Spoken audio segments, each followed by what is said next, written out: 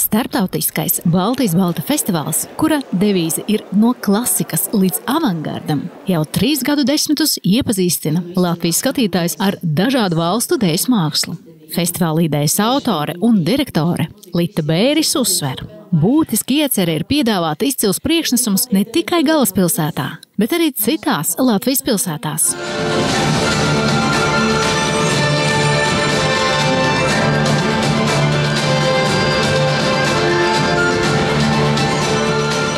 Šogad pirmais viesmākslinieku koncerts notika Ventspilī, kur Teātra namā Jūras vārti uzstājās Pekinas Dejas akadēmijas mākslinieki ar programmu Acīmredzamais neiespējamais.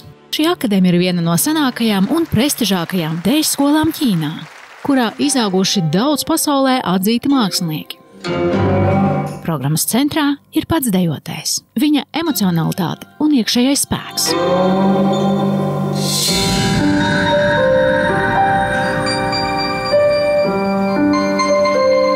Šodienas jaunieši, viņi tiešām ir, tas ir tas jaunākais, izcilākais, labākais, jo to, ko viņi var, to daudzi nevar.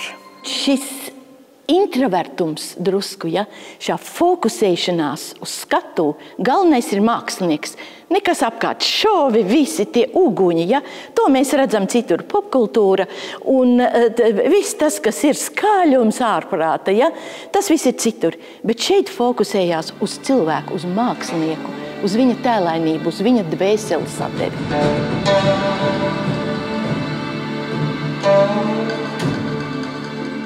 Ķīniešu klasiskā deja apvieno klasiskās, nacionālās, mūsdienu un pat cīņas mākslas elementus. Pekinas Dejas akadēmijas mākslinieku kustības pārsteidz ar precizitāti, ātrumu un lokanību. Aiz šīs viegluma ilūzijas slēpjas gadiem ilgs darbs, neskaitāmas stundas treniņos un stingra pašdisciplīna, kas ir neatņemama viņu kultūras daļa. Parasti dejotāji sāk mācības apmēram 10 vai 11 gadu vecumā. Pēc daudzu gadu intensīviem treniņiem viņi sasniedz līmeni, ko redzat šodien. Lai kļūtu par profesionāli, nepieciešama vismaz 10 mācību gadu, trenējoties līdz pat 10 stundām dienā. Kopumā uz Ventspili atbrauca 19 dejotāji no Ķīnas, un vietējiem skatītājiem viņu priekšnesums bija kas pavisam neierasts. Tāds neierasts iespējas. Nu jā, protams, tās kustības un tā dejošana. Nav tā kā mums. Man patīk, kā viņi kustās, visa lokanība un maz auguma, viss slaidi pēc izmēra, tā kā nomērīti. Nu, ļoti grandiozi un mūzika man ļoti patīk. Mūzika, tērpi, tas bija tāds wow. Jā. Jūs teiktu, tas atšķiras no latviešu baleta? Pavisam noteikti. Grūti pateikt to tradicionālā mūzika, tā kā tādas tradīcijas citas nāk cauri.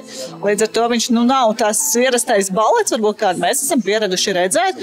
Viņš ir tā kā mazliet citādāks.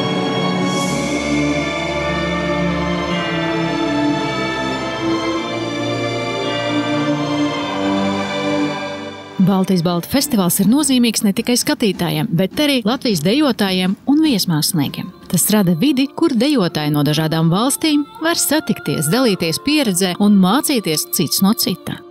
Deja vieno viņus kā vienotu ģimeni ar kopīgu valodu, kurā nav robežu. Mēs mācāmies viens no otra, viņi brauc pie mums, es viņus atvedu šeit, lai viņi apskatās, ko mēs darām. Un mēs braucam pie viņiem uz ārzemēm, lai viņi apskatās, kā mēs strādājam. Ja? Mēs jau nevaram būt tā kā fabrikā noštancēti kādi priekšmeti. Mēs katrs esam individuāli. Katrai mūsu tautai, katrai nācijai ir savs iezīmes, savs spēks, savi spēka avoti, no kā mēs smeļamies. Ja? Pekinas Dejas akadēmijas mākslinieki ar programmu Acīmredzamais neiespējamais Ventspilī parādīja, ka deja spēj runāt universālā kustību valodā. Šodien izrāde notika arī Rīgā, bet 30. oktobrī būs Daugavpilī. Festivāla programmā paredzētas arī meistarklases un līdzās Pekinas Dejas akadēmijas viesizrādēm Baltijas balta festivālā piedalās arī amerikāņu deju kolektīvs, kas uzstāsies Rīgā un Cēsīs.